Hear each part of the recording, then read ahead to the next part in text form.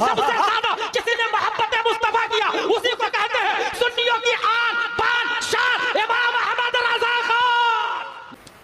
ये हम सब मसला जानते हैं कि अगर इंसान का गुस्ल न हो छू नहीं सकता, बल्कि पढ़ नहीं सकता। गुस्ल न हो तो कुरान पढ़ नहीं सकता।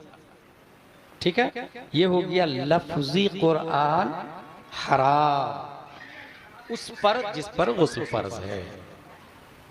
अब अगर आप पढ़ना चाहते हैं यानी कुरान को जुबान पर लाना चाहते हैं तो गुस्ल करना पड़ेगा।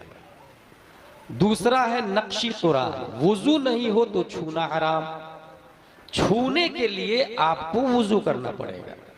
अब तीसरा कुरान मानवी कुरान, अगर दिल में अदावत मुस्तफा है तो समझना हराम।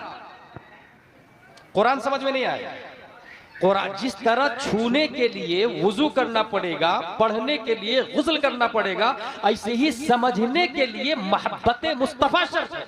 अब बात समझ में आई, अशरफ अली थानवी क्यों नहीं समझ पाया, रशीद अहमद गंगोही क्यों नहीं समझ पाया, कासिम नानोतवी क्यों नहीं समझ पाया, सलमान रश्दी क्यों नहीं समझ पाया, जाकिर नायक क्यों नहीं समझ पाया, कासिम नानोतवी क्यों नहीं समझ पाया, अबुल आला मौदूदी क्यों नहीं समझ पाया, अबू जहल कुरान देखा भी सुना भी फिर भी नहीं समझ पाया, क्योंकि उनके दिमाग में अदावत मुस्तफा थी। बात समझ में आ गई, छूने के लिए उसे गुस्ल करना पड़ेगा, पढ़ने के लिए उसे गुस्ल करना पड़ेगा, समझने के लिए मोहब्बत मुस्तफा छाती में चाहिए। कुरान को सबसे ज्यादा समझा है अबू बकर ने, सबसे ज्यादा मोहब्बत मुस्तफा है। कुरान को समझा है इमाम आजम ने, सबसे ज्यादा मोहब्बत मुस्तफा है। और मासी करीम ने 10 शव्वाल 1272 हिजरी 14 जून 1856 ईस्वी सबसे ज्यादा किसी ने मोहब्बत मुस्तफा किया उसी को कहते हैं